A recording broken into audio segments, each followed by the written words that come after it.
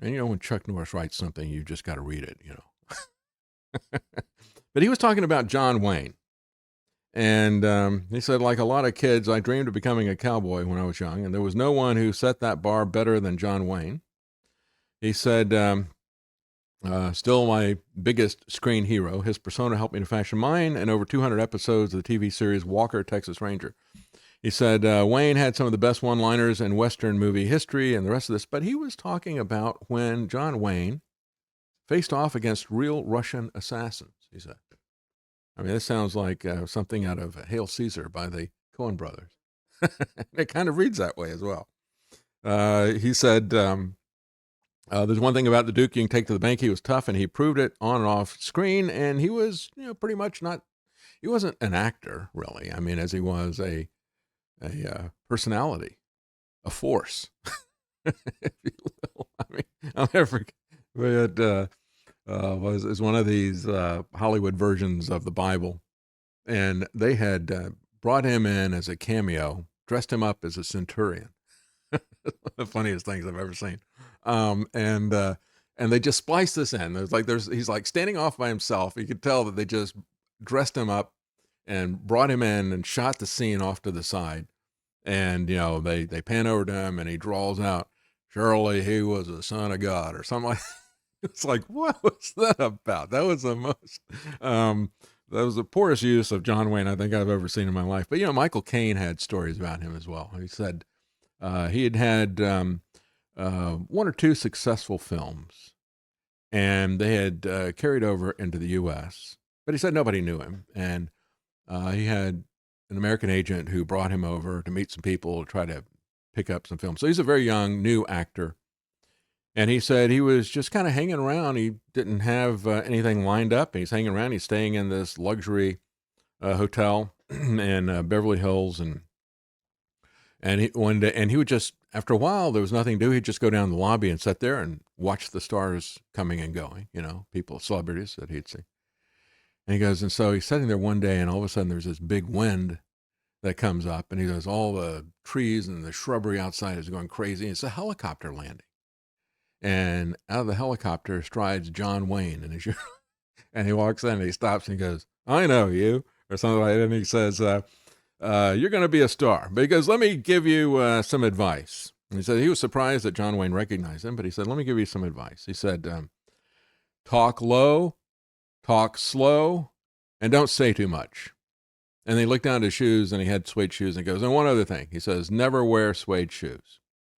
He says, you're going to get big, and you're going to become a star. And he goes, and you're going to be in the men's room, and some guy's going to be in the stall next to you, and he's going to say, Michael Caine, and he's going to turn and pee all over your shoes. So wear boots, is what he told him. That was his story.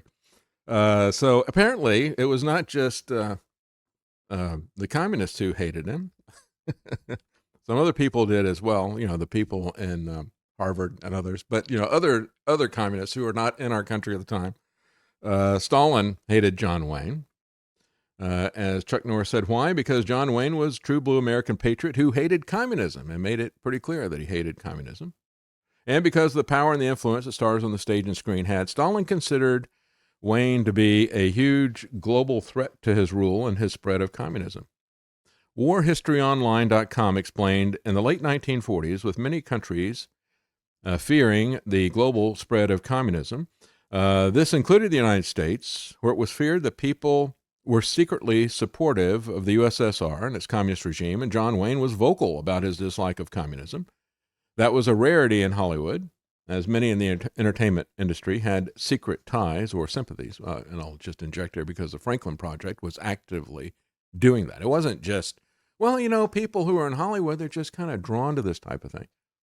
No, they were actively recruited and influenced by that project. And so anyway, the Frankfurt School. Stalin was a film buff. He loved American Westerns and was outraged at the anti-communist rhetoric that Wayne expressed in the late 1940s. And, he wasn't the only communist leader that liked Westerns. Brezhnev, as a matter of fact, look up Chuck Connors on Wikipedia. I think they have a picture on his article on Wikipedia. of when he met Brezhnev. And Chuck Connors was the guy that was in The Rifleman. And that was Brezhnev's favorite movie. He loved that. And a favorite TV series. And I think it was also a favorite of Khrushchev. So they really liked The Rifleman. And Brezhnev, later in life, came to the U.S., and there's a picture of him standing there with Chuck Connors towering over him. And Connors gave him a commemorative firearm or something like that somebody had arranged. I think it was during the Nixon administration. Anyway, yeah, there you go. Look at that. Kind of get an idea of how big Chuck Connors was. He's somebody who played professionally basketball and baseball before he got into the movies.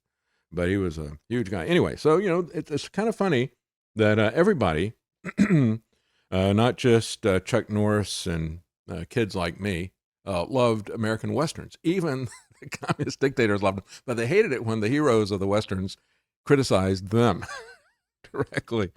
So anyway, military.com revealed how there was a similar twisted passion for movies among dictators. They said, it seems like so many dictators just love movies. We all do, but absolute power takes it to a new level. Gaddafi had a channel set up just to play his favorite movie. His one favorite movie.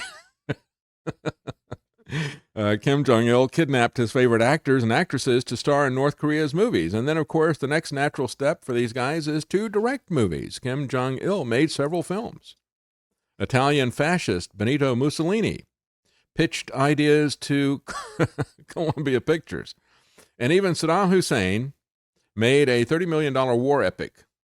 But Stalin was the Soviet Union's ultimate censor. Oh, yeah, he was very involved in the arts. He made Life Miserable for Shostakovich. I've talked about that before. But according to The Guardian, Russian filmmaker Sergei Gerasimov, who attended a peace conference in New York in 1949, affirmed Wayne's fervent anti-communist beliefs to Stalin. And though it seems a bit contradictory, according to the book, John Wayne, the man behind the myth, the author explained that Gerasimov apparently also told Wayne of the KGB plot against him the same year. Well, I don't necessarily see that as contradictory. I mean, he brought, whether it's a film producer, whether it's a composer like Shostakovich, Stalin made them heel. And they didn't like it. They would know that this was, after that, John Wayne does, I'll get that guy. So then he's going to warn Wayne about it. That doesn't seem contradictory to me at all. But anyway, he says one might think that with Stalin's reputation and record of brutality, even Wayne might have trembled in his boots and hid, but that was just the opposite. Stalin's disdain for Duke didn't bother him at all. In fact, Wayne was irritated and ready to confront Stalin's hatred and death threats. He knew the only way to beat a bully, says Chuck Norris, was to stand up to him, not cower and run. So Stalin ordered an actual hit on the movie star. He dispatched 2 KGB agents, or assassins, in 1951. The FBI uncovered the plot from an unnamed Soviet source, which years later was verified by Stalin's successor, Nikita Khrushchev. When Khrushchev met John Wayne in 1958, he apologized for the killing contract and told him that was the decision of Stalin in his last mad years, and I rescinded the order. But not before they tried to take out the Duke. Military.com explained, obviously, not one to let things like communist assassins get him down.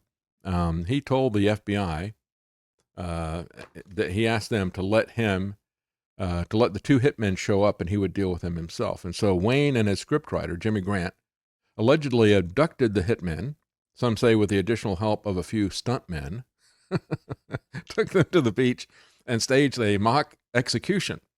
Again, this sounds like something out of the Coen Brothers movie, Hail Caesar.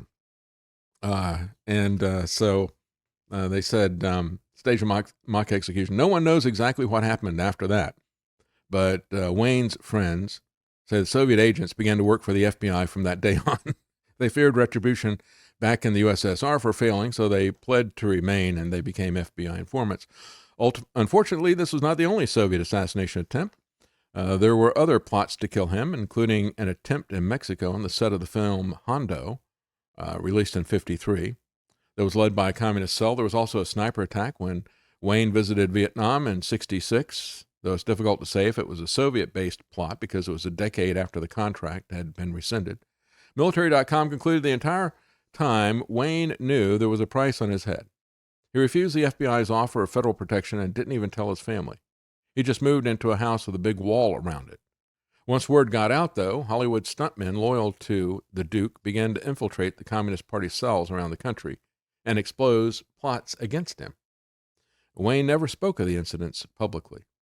It all reminds me, says Chuck Norris, of the way the Duke rode through life and the movies, and we would be wise to do so as well. He said in True Grit, 1969, courage is being scared to death, but saddling up anyway. Well, that's John Wayne.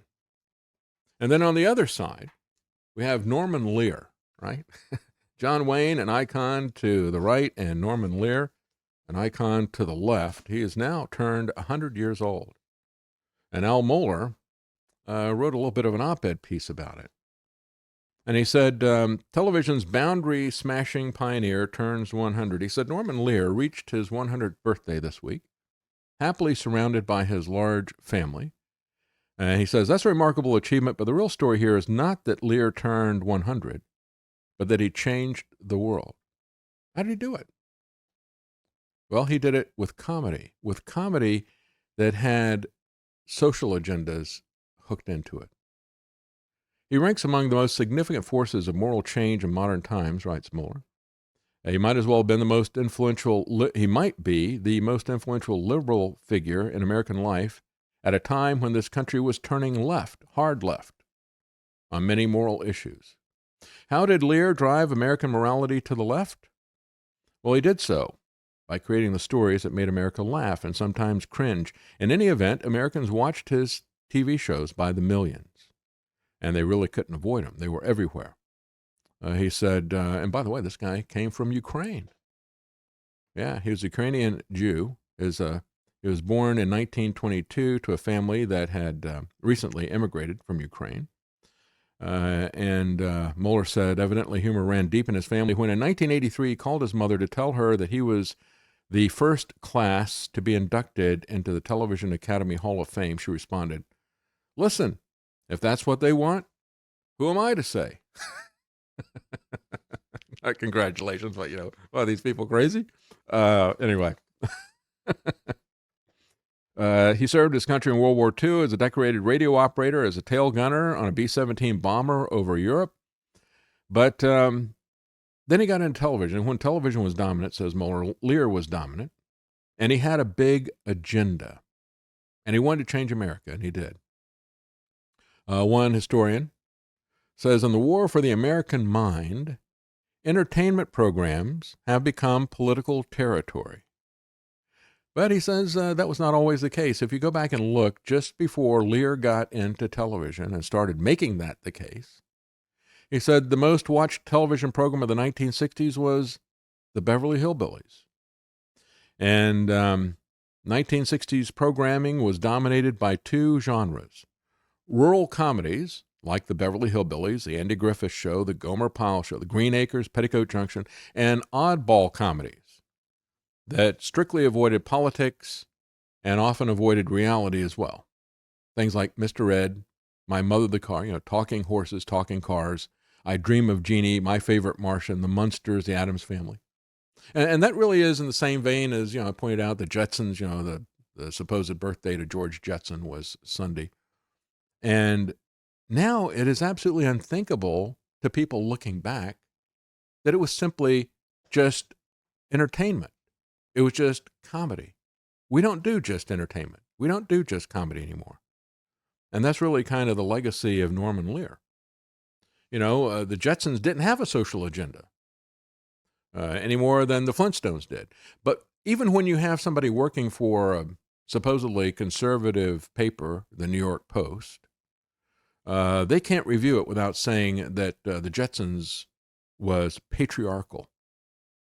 Now they can't escape the lens of critical race theory and the rest of the stuff, even in a conservative paper that has so engrossed the educational programs and the rest of this, that they can't see it just as entertainment, which is what it was at the time.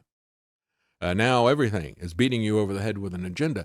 But Norman Lear was the first one to do it.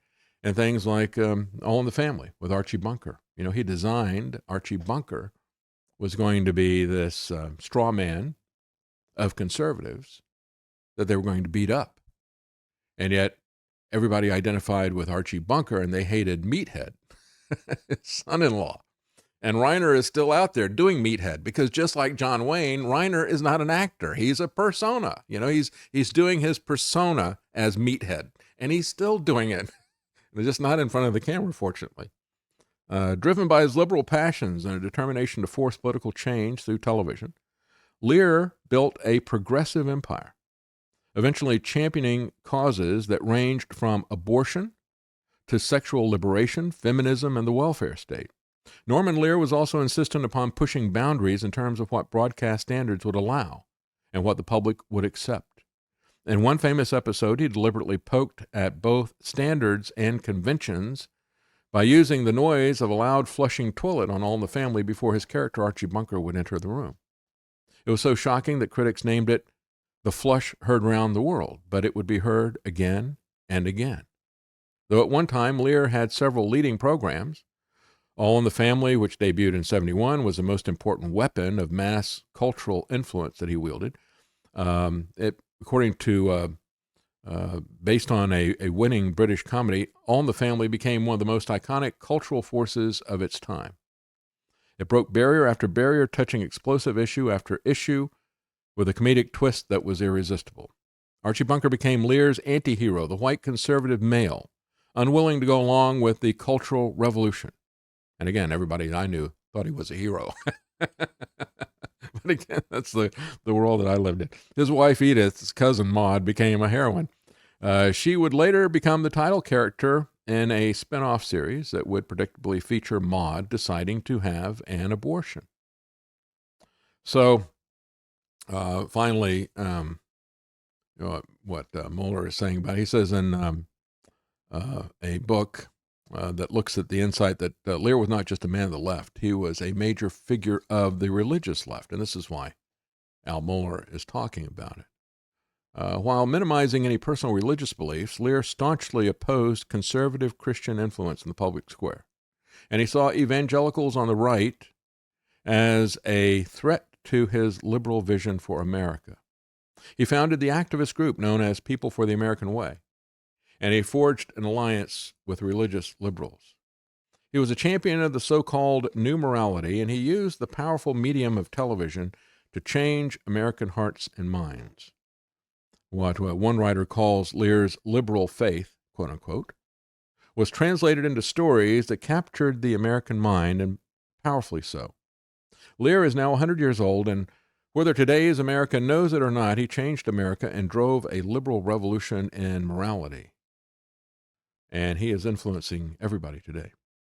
You know, we should never underestimate the influence that any of us have in terms of changing the world around us. Each of us has that capability of doing it.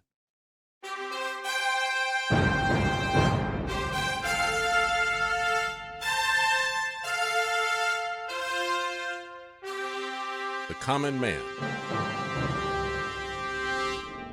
They created Common Core to dumb down our children. They created Common Pass to track and control us. Their Commons Project to make sure the commoners own nothing. And the communist future. They see the common man as simple, unsophisticated, ordinary. But each of us has worth and dignity, created in the image of God. That is what we have in common. That is what they want to take away. Their most powerful weapons are isolation, deception, intimidation. They desire to know everything about us while they hide everything from us. It's time to turn that around and expose what they want to hide. Please share the information and links you'll find at thedavidknightshow.com. Thank you for listening. Thank you for sharing.